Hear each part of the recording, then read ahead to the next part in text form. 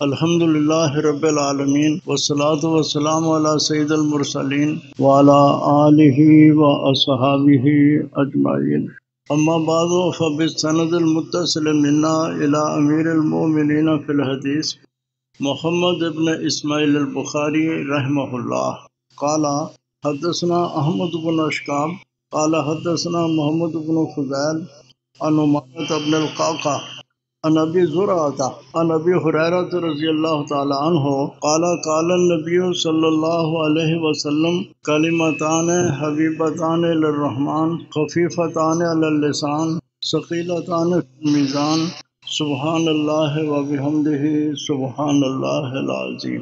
سب حضرات توجہ سے پڑھ لیجئے، سبحان اللہ وبحمدہ سبحان اللہ العظیم، سبحان اللہ وبحمدہ سبحان اللہ العظیم۔ مغلیہ خاندان میں اورنگزیب بہت بڑا ذلیل القدر بادشاہ گزرا ہے، اور اس کی حکومت راس کماری سے لے کر افغانستان کے آخر تک تھی۔ پورا ہندوستان اس کی حکومت میں متحد تھا۔ مغلیہ خاندان کے تعلقات ایران کے ساتھ بھی بہت تھے۔ آپ حضرات سکول اور کالج میں تاریخ جو پڑھتے رہتے ہیں اس میں یہ ذکر پڑا ہوگا کہ ہندوستان میں مغلیہ خاندان کی حکومت رکھی تھی بابر نے، ظہیر الدین بابر، یہ پہلا بادشاہ ہے مغلیہ خاندان کا، اور اس کا بیٹا تھا ہمایون، اور ہمایون کو یہاں سے شیر شاہ سوری نے بھگا دیا تھا اور حکومت اس سے چھین لی تھی، اور ہمایوں یہاں سے بھاگ کے ایران چلا گیا تھا۔ تو ایران کی حکومت نے ہمایوں کے ساتھ تعاون کیا، اور تعاون کرنے کے بعد اس کو دوبارہ دہلی کا تخت دلوا دیا۔ اسی بھاگ دوڑ کے دور میں اکبر پیدا ہوا تھا، جو بعد میں بہت بڑا بادشاہ گزرا ہندوستان میں۔ تو اس وقت سے ایران کے اور ہندوستان کے بہت تعلقات تھے اور آپس میں آنا جانا تھا۔ تو بادشاہوں کے ذوق کے مطابق شاعروں کے مجلسیں بھی ہوتی تھیں، شعر گوئی بھی ہوتی تھی، اور اورنگزیب کی ایک بینڈ تھی جس کا تخلص تھا مخفی۔ شاہ ایران شعر و شاعری کا شوقین تھا، تو ایک دفعہ اس کے منہ سے اتفاقاً ایک فقرہ فارسی کا نکل گیا، جو کہ شعر کے وزن پر وہ ایک فقرہ تھا، اور وہ فقرہ یہ تھا: در ابلق کسے کم دیدہ موجود، کیونکہ ایران کی زبان فارسی تھی۔ ابلق کہتے ہیں مختلف رنگ والی چیز کو، جس کو ہماری زبان میں چت کپڑا کہتے ہیں، اور غالباً آپ گدرا کہتے ہیں۔ جیسے یہ بکری بھیڑ میں کچھ کالا رنگ ہو، کچھ سفید ہو، یا ڈب کھڑبی سی جو ہوتی ہے، تو اس کو عربی میں ابلق کہتے ہیں، مختلف رنگوں والا۔ اردو میں چت کپڑا کہہ دیتے ہیں۔ تو در ابلق کا معنی موتی جس میں مختلف رنگ ہوں، کسی نے کم ہی دیکھا ہوگا۔ در ابلق کسے کم دیدہ موجود۔ اب وہ ایران کا بادشاہ جو ہے وہ سوچتا ہے کہ اس کے ساتھ اگر دوسرا مصرع مل جائے تو شعر مکمل ہو جائے گا۔ دوسرا مصرع اس کے ذہن میں آ نہیں رہا تھا۔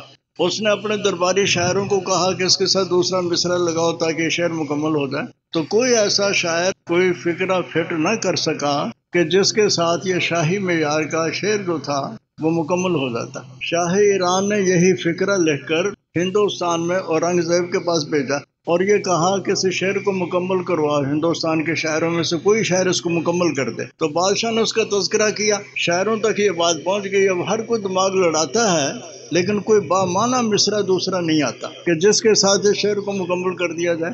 ایک مصرع آ گیا: در ابلق کسے کم دیدہ موجود۔ اورنگزیب کی بہن بھی شاعرہ تھی جس کا تخلص مخفی تھا، اس کو بھی یہ شعر پہنچا۔ تو وہ شیشے کے سامنے بیٹھی اپنے آنکھوں میں سرما لگا رہی تھی، تو اس نے جس وقت اپنے آنکھ میں سرما لگایا تو سرمے کے اثر سے آنکھ سے ایک آنسو ٹپکا، جیسے کہ سرما لگانے کے ساتھ بسوں کا آنکھ سے پانی آ جایا کرتا ہے، تو ایک آنسو ٹپکا جس میں پانی کی سفیدی بھی تھی اور سرمے کی سیاہی بھی تھی۔ تو گویا کہ وہ پانی کا قطرہ جو موتی کی شکل تھا، اس میں یہ دو مختلف رنگ آ گئے، سفیدی بھی اور سیاہی بھی۔ تو اس کا فوراً ذہن منتقل ہوا اس فکرے کی طرف جو باہر سے آیا ہوا تھا کہ در ابلق کسے کم دیدہ موجود۔ دوسرا مصرع اس نے جوڑ دیا: مگر اشک بتاں سرما آلود، کہ چت کپڑا موتی کسی نے کم ہی دیکھا ہوگا، ایسا موتی جس میں مختلف رنگ ہوں۔ ہاں، محبوب کی آنکھ سے سرما آلود آنسو ٹپتا ہے کہ وہ در ابلق ہوتا ہے، وہ موتی کی طرح ہے اور اس میں مختلف رنگ ہوتے ہیں۔ تو اس نے شعر پورا کر دیا: در ابلق کسے کم دیدہ موجود، مگر اشک بتاں سرما آلود۔ بتاں کا لفظ استعمال کیا، محبوبوں کا آنسو جس کے ساتھ سرما ملا ہوا۔ اورنگزیب کو بہت خوشی ہوئی اور اس نے وہ شعر مکمل کر کے ایران کے بادشاہ کی طرف بھیج دیا۔ بادشاہ ایران بہت خوش ہوا کیونکہ اس کا مصرع جو تھا وہ بے معنی سا پڑ رہا تھا، اور اس کے ملنے کے ساتھ ایک بہت خوبصورت اس کا معنی پیدا ہو گیا۔ شاہ ایران نے فرمائش کی کہ جس شاعر نے اس شعر کو مکمل کیا ہے اس شاعر کو ایران بھیجو تاکہ میں اس کو انعام دوں۔ اس نے شاعر کے لیے مطالبہ کر لیا کہ اس شاعر کو ایران بھیج دو تاکہ میں اس کو انعام دوں اور اس کی حوصلہ افزائی کروں۔ یہ پیغام آ جانے کے بعد اورنگزیب کو بہت دکھ ہوا کہ میں اپنی بہن کو کیسے بھیج دوں۔ وہ بہت مذہبی آدمی تھا، فکر مند ہوا اور بہن پہ جا کے ناراض ہونے لگا کہ اچھی شاعری دکھائی تو نے، اب وہ شاہ ایران کی طرف سے مطالبہ آ گیا ہے کہ اس شاعر کو میرے پاس بھیج، میں کیا کروں، میں تو نہیں بھیج سکتا تجھے ایران۔ وہ کہنے لگی فکر کی بات نہیں ہے، میں ایک شعر لکھ دیتی ہوں، وہ شعر شاہ ایران کو بھیج دینا، اگر وہ سمجھدار ہوگا تو مطلب خود سمجھ جائے گا۔ یہ اصل میں سنانا مقصود ہے، یہ آخری بات آپ کو۔ تو اس نے شعر کیا لکھا؟ در سخن مخفی منم جو بوئے گل در برگ گل، فارسی کا شعر۔ در سخن مخفی منم، مخفی اس کا تخلص بھی تھا، لفظی معنی اس کا بنتا ہے کہ میں اپنی بات کے اندر چھپی ہوئی ہوں۔ در سخن مخفی منم جو بوئے گل در برگ گل، جیسے پھول کی پتی کے اندر خوشبو چھپی ہوئی ہوتی ہے، اسی طرح سے میں اپنے قول کے اندر چھپی ہوئی ہوں۔ ہر کے دیدن میل دارد در سخن بیند مرا، جو مجھے دیکھنے کی تمنا کرتا ہے وہ اگر دیکھنا چاہتا ہے تو میرے کلام میں مجھے دیکھ لے۔ ہر کے دیدن میل دارد در سخن بیند مرا۔ اور جب اس نے بادشاہ نے یہ شعر لکھ کے بھیجا تو شاہ ایران سمجھ گیا کہ یہ شعر کسی عورت کا ہے، اور با پردہ عورت ہے جو چھپی ہوئی ہے، اس لیے وہ اس کا دیدار اگر کرنا ہے، اس کو اگر دیکھنا ہے تو اس کے قول کے آئینے میں تو دیکھا جا سکتا ہے، باقی وہ سامنے نہیں آ سکتی۔ شاہ ایران سمجھ گئے۔ یہ واقعہ میں نے آپ کو کیوں سنایا؟ اس واقعہ کے ساتھ میں یہ بات سمجھانا چاہتا ہوں کہ اگر کسی کو دیکھا نہ جا سکے تو اس کے قول کے اندر اس کو دیکھا اور سمجھا جا سکتا ہے۔ انسان کا جو قول ہوتا ہے، باتیں ہوتی ہیں انسان کی، ان باتوں سے اس انسان کی حقیقت یا قائل کی حقیقت، جو بھی بولنے والا ہے، اس کو اگر قول کو پڑھا جائے، اس کے اقوال کو پڑھا جائے، اس کے باتوں کو سنا جائے تو انسان کی حقیقت جو ہے وہ سمجھ میں آ جاتی ہے۔ جیسے کہ شیخ سعدی رحمۃ اللہ علیہ کہتے ہیں، جب تک انسان بولے نہیں اور بات نہ کرے، نہ اس کے خوبی کا پتہ چلتا ہے نہ خرابی کا پتہ چلتا ہے۔ تو انسان کی حقیقت کو ظاہر کرنے کے لیے اس کا قول ایک آئینہ اور شیشے کا کام دیتا ہے۔ اب ہمارے سامنے ہمارا خالق اور مالک اللہ ہے، ہماری آنکھوں کے سامنے نہیں۔ اور یہ اہل سنت والجماعت کا عقیدہ ہے کہ اس دنیا میں رہتے ہوئے ان آنکھوں کے ساتھ اللہ کی زیارت نہیں ہو سکتی، قیامت کے بعد جنت میں ہوگی انشاءاللہ العزیز سب کو، اور وہ اللہ کی زیارت اتنا لذت اور اتنا سرور کا باعث ہوگی کہ جنتی جنت کے نعمتوں کو بھول جائیں گے۔ اللہ ہم سب کو نصیب فرمائے۔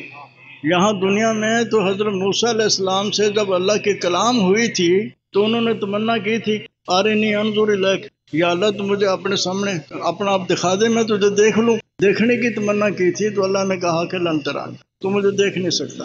اس لیے اہل سنت والجماعت کا عقیدہ یہ ہے کہ اس دنیا کے اندر رہتے ہوئے اس زمین پر ان آنکھوں کے ساتھ اللہ تعالیٰ کی زیارت نہیں ہو سکتی، اللہ کی ہم زیارت نہیں کر سکتے۔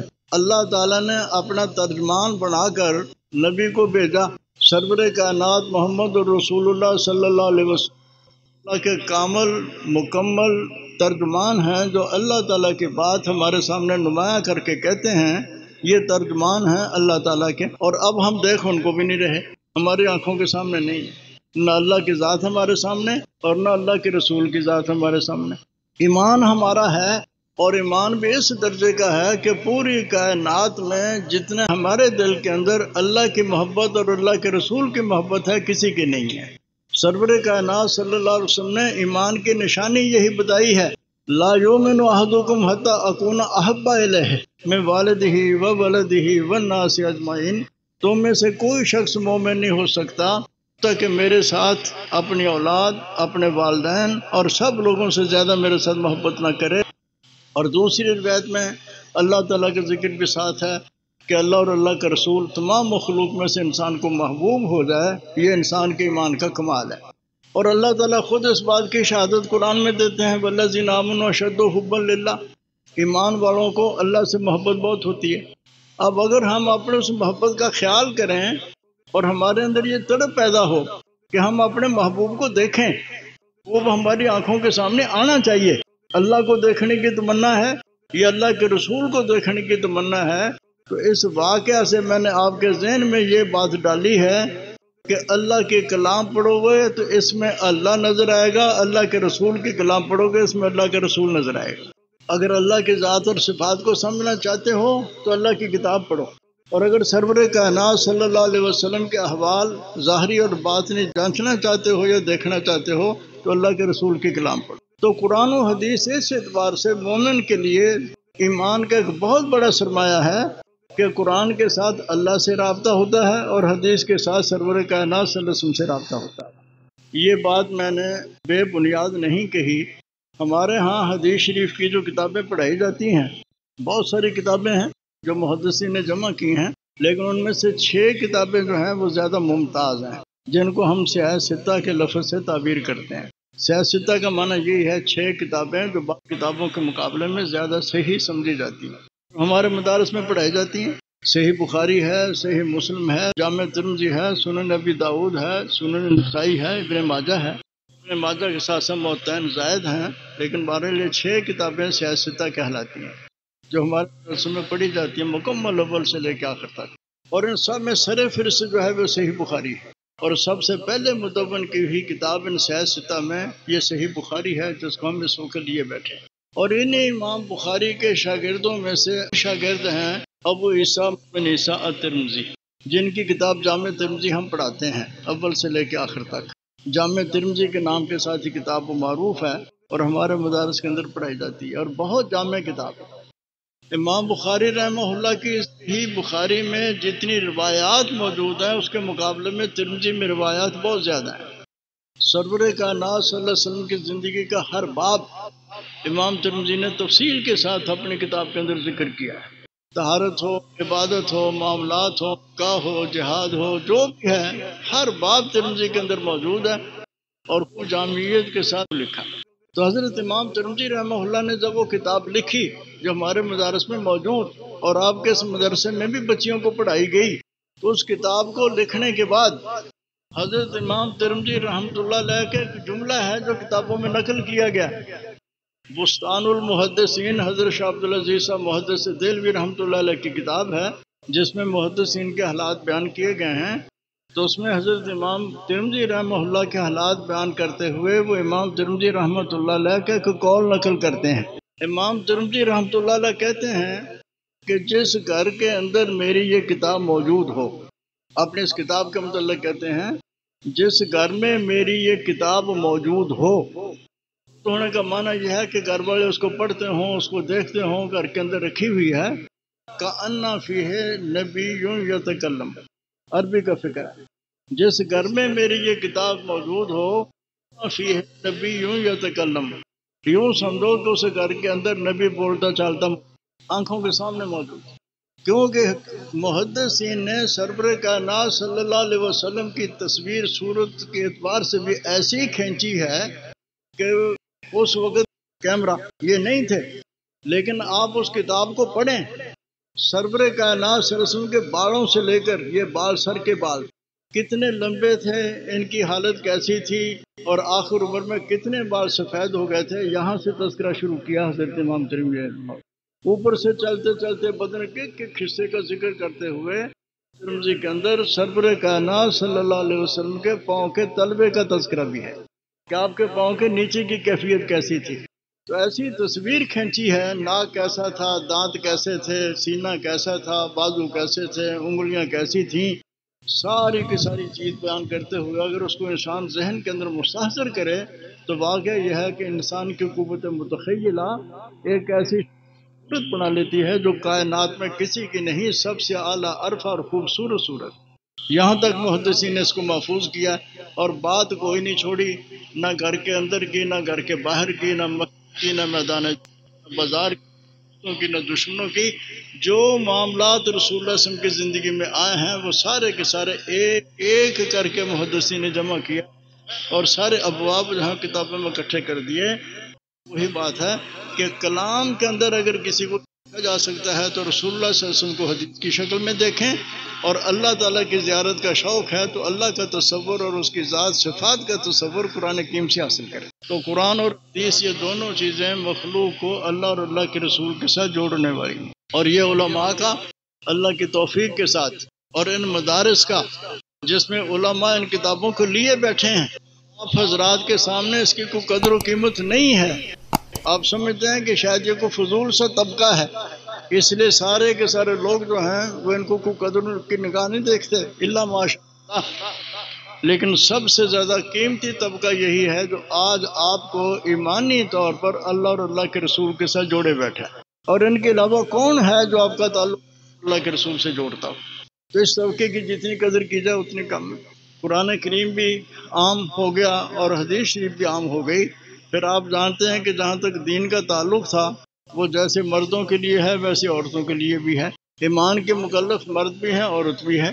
تو عقائد کی درستی، اعمال کی درستی، جیسے اعمال مردوں کے لیے ضروری ہے عورتوں کے لیے ضروری ہے.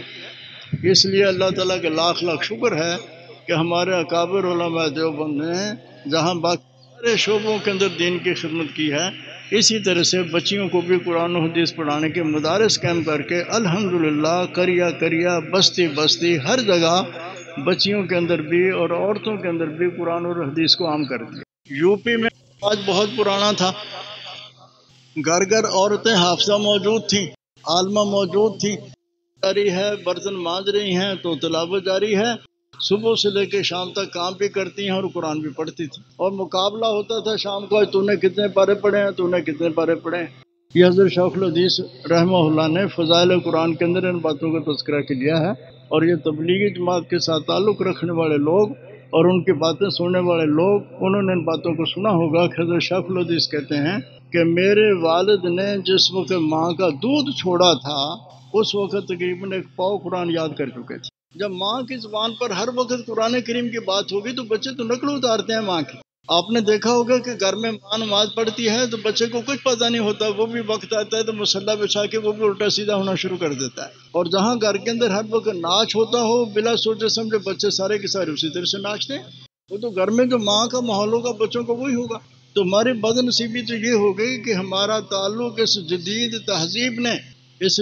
تہذیب نے جس کو یہ لوگ کہتے ہیں کہ یہ روشن خیالی ہے، یہ روشن خیالی ایسی اندھی اور ایسی تاریک تہذیب ہے کہ اس نے ہمارا تعلق مکہ اور مدینہ سے توڑ کر اللہ اور اللہ کے رسول سے توڑ کر کنجروں اور کنجریوں کے ساتھ جوڑ دیا. ہمارے دل دماغ میں بھی انہی کا تصور، ہمارے کانوں میں بھی انہی کی آواز اور ہر وقت ہمارے آنکھوں کے سامنے بھی انہی کی تصویریں. یہ ہماری بد نصیبی کی انتہا ہے جو اس جدید تہذیب نے آپ حضرات کو دی ہے. اور یہ جدید تہذیب کیا ہے؟ بات تو ایسے ہی خام خواہ لمبی ہوتی جا رہی ہے. جدید تہذیب کیا ہے؟ یہ جاہلیت اولا کی ایک خوبصورت صورت ہے. جاہلیت اولا، قرآن کریم میں ایک لفظ استعمال کیا، لا تبرجنا تبرج الجاہلیت الاولا اس جعل الذین کفروا فی قلوبہم حمیت الجاہلیہ. جاہلیت کا لفظ استعمال کیا تو سرور کائنات صلی اللہ علیہ وسلم سے پہلا دور جو ہے وہ جاہلیت کا دور کہلاتا ہے. جتنی بری عادتیں جاہلیت میں تھیں اور وہ معاشرہ اس کا عادی تھا، اور سرور کائنات صلی اللہ علیہ وسلم نے ایک ایک جاہلیت کے کام کو مٹایا تھا. اس نئی تہذیب نے اس کو نئے سانچے میں ڈال کر خوبصورت بنا کر آپ کے گھروں میں پہنچا دی. جاہلیت اولا میں عورتیں بے حجاب پھرتی تھیں، قرآن میں ذکر ہے. جاہلیت جدیدہ میں اس کو بہت خوبصورت طریقہ کے ساتھ عام کر دیا اور عام کرتے جا رہے ہیں. جاہلیت قدیمہ میں جوا عام تھا، یسألونک عن الخمر والمیسر. اس وقت جوئے کے سادے سے طریقے تھے. آج جوا ہمارے معاملات کے اندر بالکل رچ پچ گیا کہ جہاں دیکھو جو معاملہ ہو رہا ہے اس میں کہیں نہ کہیں جا کے جوئے کی شکل پیدا ہو جاتی ہے. جاہلیت میں سود کا معاملہ تھا اور اس دور میں تو سود ایسا گھسا ہمارے دل دماغ میں، گھروں میں کوئی کاروبار سود کے نہیں تصور کیا جا سکتا. جاہلیت میں شراب اور نشہ عام تھا اور آج دیکھ رہے ہیں آپ کو دنیا میں کس طرح سے اس بات نے پوری دنیا کو لپیٹ میں لے لیا کہ نشہ کس طرح سے عام ہو گیا. جاہلیت اولا میں سب سے زیادہ پیار کتے سے تھا، کتے گھروں میں رکھتے تھے جس پہ حضور صلی اللہ علیہ وسلم نے حکم دیا تھا کہ ان کو مار دو جہاں نظر آتا ہے. جب لوگوں کے دلوں میں نفرت پیدا ہوگی تو پھر مارنے کی ضرورت نہیں ہے، لیکن جس گھر میں کتا ہو وہاں نہ رحمت کا فرشتہ آتا ہے نہ اللہ کی رحمت آتی ہے، بڑی سختی کے ساتھ اس کی ممانعت کر دی۔ اور میرا خیال ہے کہ جب سے دنیا آباد ہوئی ہے شاید کتے سے اتنا پیار کبھی نہیں کیا گیا جتنا اس جدید تہذیب کے اندر کتے کے ساتھ پیار کیا جاتا ہے۔ اگر آپ کو یورپی تہذیب سے کو واقف ہیں اور آپ ان کا طرز زندگی دیکھا ہے تو عورت کو دیکھو کتا لیے پھرتی ہے، مرد کو دیکھو کتا کتی لیے پھرتا ہے۔ یہ محبوب جانور ہو گئے اس تہذیب کے اندر آ کر۔ جاہلیت کے زمانے میں تصویریں عام تھیں اور پتھروں کی بھی تراشی جاتی تھیں، پیتل کی بھی، اور آج پلاسٹک کی بھی ہیں، دوسری بھی ہیں، اور کاغذ کی تصویر تو اتنی عام ہو گئی جس کا حساب کوئی نہیں۔ وہی پرانی جاہلیت اس کو مزین کر کے اور خوبصورت کر کے سرخی پاؤڈر لگا کر خوبصورت بنا کر ہمارے اندر پھیلا دی گئی، اور ہمارا رشتہ جو تھا وہ ان سے ساتھ جوڑ دیا گیا یہود و نصارہ کے ساتھ، اور ہمارا تعلق جو تھا وہ مدینہ اور مکہ اور رسول اللہ اور اللہ کے دن سے چھوڑ دیا گیا۔ عقل ہمیں ان کی پیاری نہیں لگتی، اللہ کے رسول کی طرز زندگی ان کا اچھا نہیں لگتا، حالانکہ عقل کی بات ہے جب اللہ تعالیٰ نے اپنے اس رسول کو جو ہمارے حصے میں رکھا، ہماری سعادت کہ ہم ان کا کلمہ پڑھتے ہیں، پوری مخلوقات میں سے سب سے زیادہ خوبصورت، پوری مخلوقات میں سے سب سے زیادہ اشرف، پوری مخلوقات میں سے سب سے زیادہ اعلیٰ، کہ اللہ تعالیٰ کی کائنات میں اس کا نمونے کا کوئی دوسرا فرد ہے ہی نہیں۔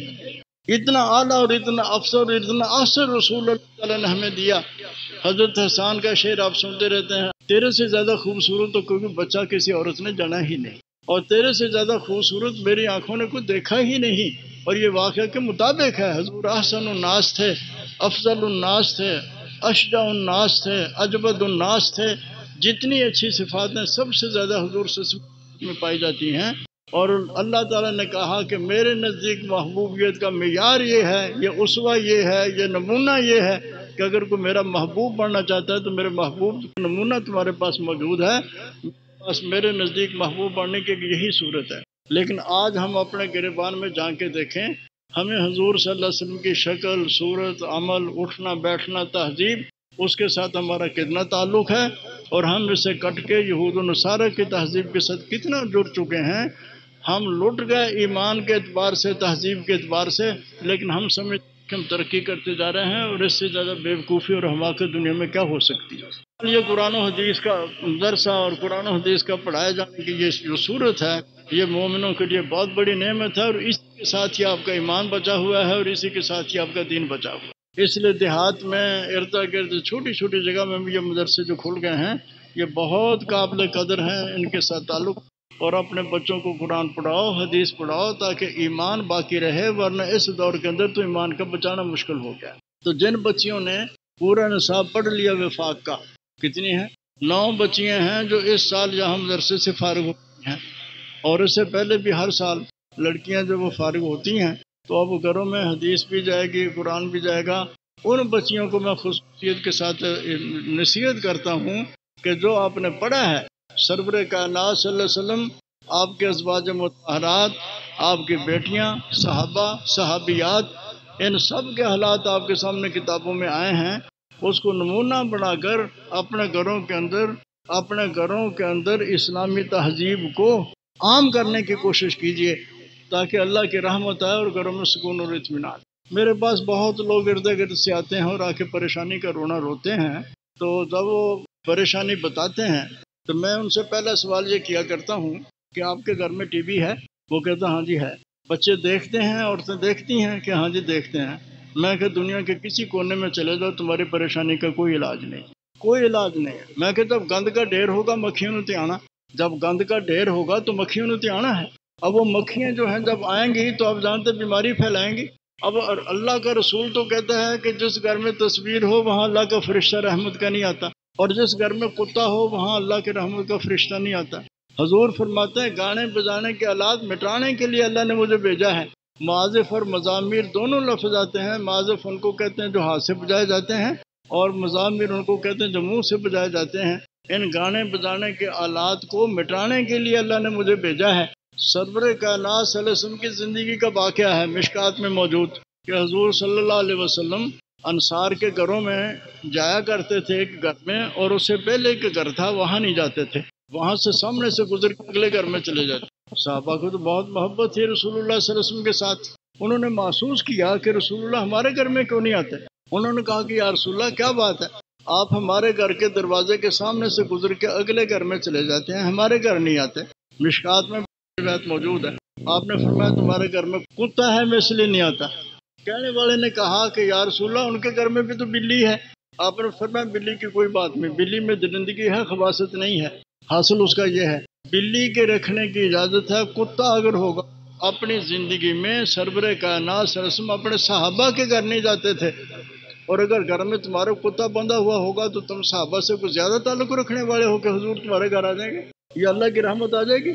ایک دفعہ حضرت فاطمہ رضی اللہ عنہ نے کپڑا خرید لیا، تصویر بنی ہوئی تھی. عادت شریفہ یہ تھی کہ جب آپ سفر پہ جایا کرتے تھے تو آخری ملاقات فاطمہ سے کر کے جاتے تھے، اور جب واپس آتے تھے تو سب سے پہلے حضرت فاطمہ کے گھر جاتے تھے، پھر دوسری جگہ جاتے. تشریف لائے اور جھانکے اور واپس چلے گئے، حضرت فاطمہ کے گھر میں نہیں آئے. تو فاطمہ نے محسوس کیا کہ ابا آئے نہیں، آج کیا بات ہے.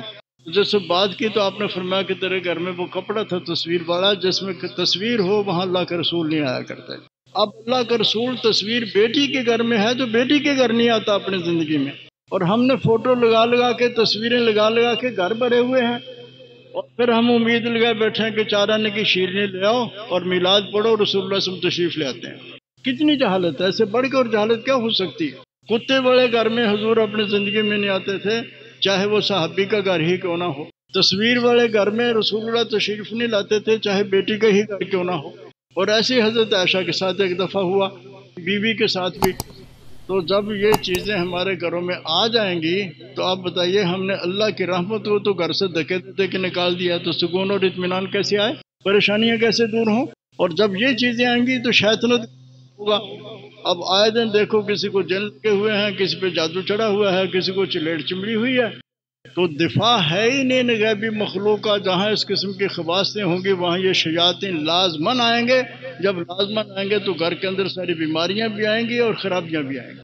تو ہم نے اتنی بڑی دولت جو اللہ نے ہمیں دی ہے یا قرآن اور حدیث میں، ایک وقت تھا کہ گھر کی ہر عورت سب سے پہلے تلاوت کرتی تھی، نماز پڑھنے کے بعد گھر کا کام بعد میں کرتی تھی. ابتدا جو کرتے تھے قرآن کریم کے کھولنے کے ساتھ کرتے تھے. اور اب بچے بیدار ہوتے ہیں سب سے پہلے ٹی وی کا بٹن دباتے ہیں، اور اسی وقت سے وہ ٹی جو شروع ہوتی ہے تو سارا دن چلتی رہتی ہے. تو پھر اطمینان کہاں سے آ جائے. اس لیے قرآن اور حدیث سے اپنا تعلق لگاؤ، اور قرآن و حدیث کے ساتھ تعلق لگنے کے ساتھ ہی دلوں کو سکون آئے گا اور اللہ کی رحمت آئے گی. اور اس میں ذمہ داری میں سمجھتا ہوں سب سے زیادہ مستورات پر ہے، کیونکہ گھر کا بنانا، گھر کا سنوارنا، بچوں کی تربیت، یہ سب سے پہلے گھر سے شروع ہوتی ہے. ماں نماز پڑھے گی تو بچے بھی نماز پڑھیں گے، ماں وضو کرے گی بچے بھی کریں گے، ماں وقت پہ اٹھے گی بچے بھی اٹھیں گے. اس لیے مستورات جتنی دین پڑھ کے فارغ ہو رہی ہیں ان کی خدمت میں عرض کرتا ہوں کہ آپ کا فرض ہے کہ آپ اپنے گھروں میں اس تہذیب کو بدلیں اور اسلامی تہذیب کو عام کریں. بچوں کو کلمہ پڑھایا کرو، بسم اللہ پڑھایا کرو. اب تو ماشاء اللہ پاکستان میں پاکستانیت جو ہے انتہا کو پہنچ گئی کہ اب بچہ جو سکول میں پڑھنے کے لیے جاتا ہے سب سے پہلا سبق اس کا جو ہے وہ انگلش کا شروع ہوتا ہے. پہلی جماعت سے ہی بسم اللہ ختم ہو گئی، کلمہ ختم ہو گیا. اب تو پتہ نہیں پہلا سبق کون سا ہوتا ہے. جیسے ہم پڑھتے تھے پاکستان بڑھنے سے پہلے جب ہم پڑھتے تھے تو 5ویں جماعت سے انگلش شروع ہوتی تھی. آگے پھر پہلی 4 جماعتوں میں انگلش نہیں ہوتی تھی. تو پہلا سبق جو ہماری کتاب میں ہوتا تھا انگلش کا وہ ہوتا تھا CAT cat, RAT rat, CAT cat بلی تو RAT ریٹ چوہا. یہاں سے شروع ہوتا تھا سبق. اب معلوم جو ان کتابوں میں شروع ہوتا ہے وہ کہاں سے شروع ہوتا ہے مجھے معلوم نہیں. ہماری جو 5ویں کتاب کی انگریزی کا پہلا سبق یہ تھا اور اس کے سپیلنگ یہی تھے، اور مجھے اس وقت سے یاد ہے. یہ ہندوستان میں پاکستان بننے سے پہلے کی بات ہے. جب پاکستان بنا ہے تو میں 8ویں جماعت میں پڑھتا تھا. اس وقت انگلش کا اتنا زور نہیں تھا، چاہے حکومت انگریز کی تھی، اور اس وقت انگریز کی حکومت میں مدارس قائم تھے، مسجد بات تھی. کبھی انگریز حکومت کو یہ نہیں سوجی تھی کہ مسلمانوں کے مدرسے بند کروا دوں یا مسجد بند کروا دوں. اور آج مسلمان کی حکومت اور اس ملک میں جس کو لا الہ الا اللہ کے نام پر لیا گیا تھا، آج جتنی دشمنی مدارس اور مساجد کے ساتھ ہے اتنی نہ ہندو کو ہے اور نہ اتنی دشمنی کسی عیسائی کو ہے، نہ کسی یہودی کو ہے، جتنی حکومت والے اپنے ملک کے اندر اپنے عوام کے ساتھ اس دینی معاملے میں دشمنی کر رہے ہیں. براہ راست کو یہودی آتا تو ایک علیحدہ بات تھی، لیکن اب تو مسلمان کے ساتھ ہی کر رہا ہے جو کچھ کر رہا ہے۔ اس لیے بہت افسوس والی بات ہے، بڑے وقت میں آنے والی نسل کا ایمان محفوظ رکھنا تبھی ہو سکتا ہے کہ جس وقت آپ کا تعلق قرآن و حدیث کے ساتھ۔ تو حضرت امام بخاری رحمۃ اللہ علیہ نے آخری باب جو رکھا ہے وہ وزن اعمال کا رکھا ہے، کیونکہ جس طرح سے آپ فصل بوتے ہیں، حفاظت کرتے ہیں، محنت کرتے ہیں، تو اس کا نتیجہ یہ ہوتا ہے کتنے من گندم پیدا ہوئی، کتنے من کپاس پیدا ہوئی، کتنے من فلانی چیز پیدا ہوئی۔ وزن کے ساتھ ہی اپنے محنت کا خلاصہ جو ہے اس کو دیکھا کرتے ہیں۔ گندم بوئی تھی کتنے من حاصل ہوئی، کپاس بوئی تھی کتنے من حاصل ہوئی، فلانی جنس بوئی تھی کتنی حاصل ہوئی۔